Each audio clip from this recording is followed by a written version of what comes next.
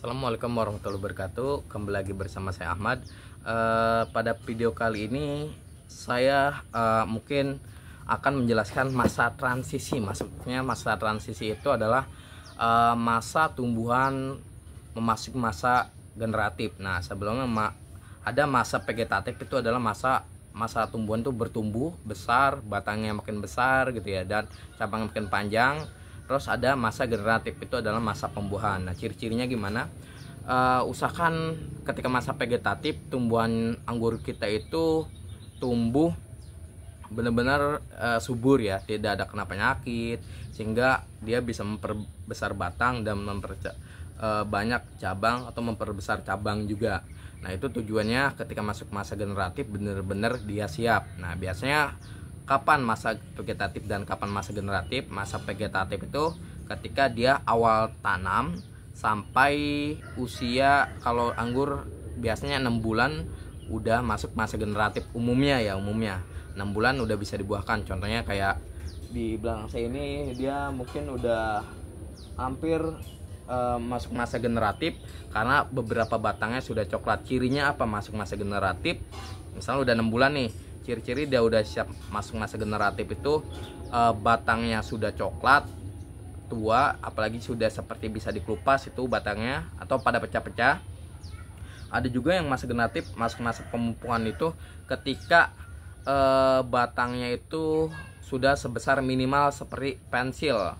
Nah, ada yang seperti itu. Biasanya kalau di pot sih iya, dia agak sulit membesar kalau di pot ya.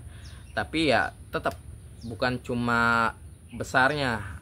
Ada juga batang yang udah sebesar spidol tapi masih hijau, berarti dia belum masuk masa generatif. Jadi pastikan sebelum masuk masa pupuk pembuahan ya, pastikan benar-benar dia udah masa generatif atau masa pembuahan. Jadi ciri masa pembuahan itu batangnya udah coklat. Kalau batang besar lebih bagus ya, berarti udah siap banget dibuahkan. Terus daunnya juga sudah pada tua, udah mangkuk seperti sebelumnya gitu ya. Jadi nanti setelah masuk masa generatif kita bisa mengaplikasikan pemupukan. Nah, kalau pemupukan ya seperti pupuk MPK, terus ada pupuk KNO3 yang putih, terus sama karate boron. Nah, karate boron itu untuk dosis nanti kita bikin video selanjutnya.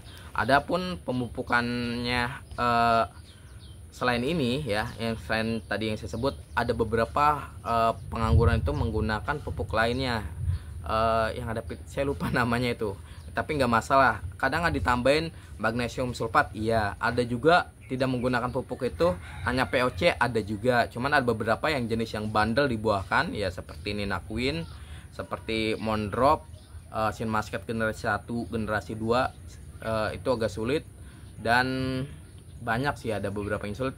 Nah, kalau yang gampang nih, makanya saya sarankan untuk pemula tanamlah bibit anggur kayak jenis-jenis lawas dulu, seperti Jupiter, Ninal, Taldun. Manis kok, manis. Cuman bedanya jenis lawas itu biasanya masih ada bijinya. Kalau jenis super itu nggak ada bijinya gitu loh. Terus atau nanam lebih dari satu jenis. Misalnya bisa nanam 4, bisa nanam 2, 3. Jadi pasti salah satunya ketika masuk masa generatif kita pupukin itu bisa berbuah. Tapi kalau misal satu jenis udah, itu jenisnya jenis yang sulit, nanti kita frustasi, wah nggak berbuah gitu ya, akan pegal sendiri. Tapi kalau kita nanamnya banyak, lebih dari satu, pasti salah satunya akan kita bisa buahkan berhasil gitu ya. Kayak saya awal itu bisa nanam 6 ya, yang berbuah cuma 3 gitu, tapi ya lumayan.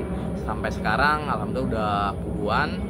Jadi sudah tahu sela-selanya. Oh, ini nih jenis sulit yang dibuahkan. Ada jenis-jenis yang sulit kayak bukan sulit sih, harus batangnya besar, seperti Sin Muscat itu batangnya usahakan besar.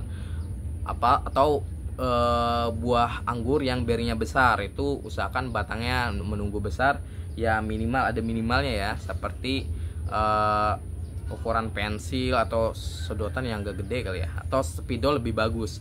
Biasanya kalau di pot itu ukuran terbatas, dia nggak terlalu besar seperti yang di tanah.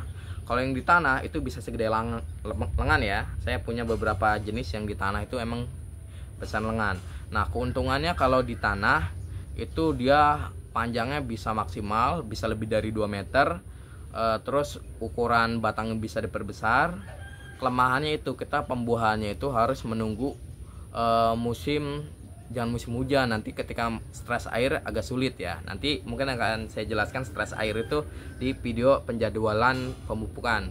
Terus sama ini loh, kalau di pot untungnya ya musim hujan nggak musim hujan kita bisa buahkan karena ada naungannya ya, nggak becek di bawahnya ya. Kalau di stres air dia bisa diaplikasikan kapanpun sepanjang tahun gitu loh. Oke, jadi itu aja ya. Pastikan sebelum melakukan pupuk pembuahan tumbuhan itu udah masuk masa generatif, kurang lebih 6 bulanan kalau di kebun saya. Ada juga beberapa jenis yang emang tergantung apa ya, batang bawah sih. Ada yang Cordex sama Dogri, terus sama Isabella, Red Master. Ada beberapa jenis batang bawah itu yang memperlambat dia penuaan batang, ada juga. Oke, mungkin video kali ini saya cukupkan. Sekian dari saya. Wassalamualaikum warahmatullahi wabarakatuh.